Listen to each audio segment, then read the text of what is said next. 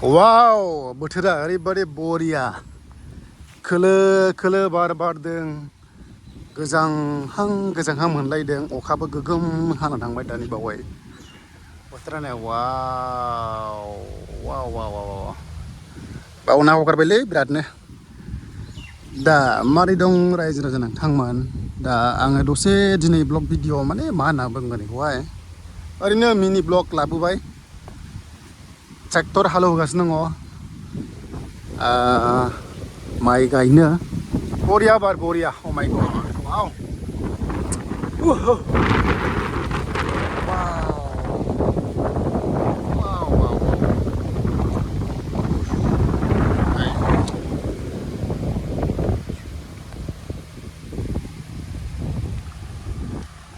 नै बावहाय हालेवबाय वा पापा बाबा बरियालै खिन्थु मारै दङ रायजो राजा नोंथांमोन बिराद अखा खोरोमदों आरो अखा खोरोमबाथाय ओरैबादि गिनांगौ दुब्लियाव फैनोबो बिराद रिक्स मोनो आङो दा जियानो जा दसे मिनि ब्लग मा दं रायजोफोर मारै खबर नोंथांमोना मा खालामदों खालामाखै माइ गायबाय नामा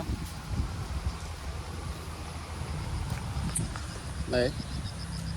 हालेवनाया 350 पार बिगा बांगालनिखौनो होगासिनो दङ बर'फ्रा ट्रेक्टरानो खम नालाय थोलायलायाखै एकदम ओंखायनो उपाय गैया बोथोराबो नेबाय थाया नालाय ओंखायनो बांगालनिखौ होनांबाय फैबाय मेन कन्टेन्टआव BTC फरेस्टनि फिजिकेल टेस्ट सोर होगोन कमेन्ट्स खालामदो ओमफ्राय गोसोआव लादो फिजिकेल टेस्टआ बे जुन मासनि लास्टथिंहाय जागोन खोनाबायना बारा एकदम ओरैहाय नै बै फख्रियावबो नागारबाय खनसेयाव बिराद बार बारदों माने बुंदों फिजिकेल टेस्टआ फार्स्ट जागोन माबाया एग्जामा उनाव जागोन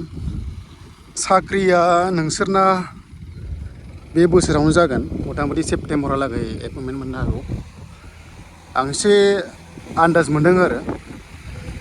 रायलायनाय खोनादों बारानो अयथासार नै बे गया जोंनि गोजा बैथिंहाय बैसां बानायदों थाग्रानो दैज्लां नालाय माइ गायबा एकदम माने साहा लोंनो मानो रेस्ट लानो बैयाव बैसां बानायदों नै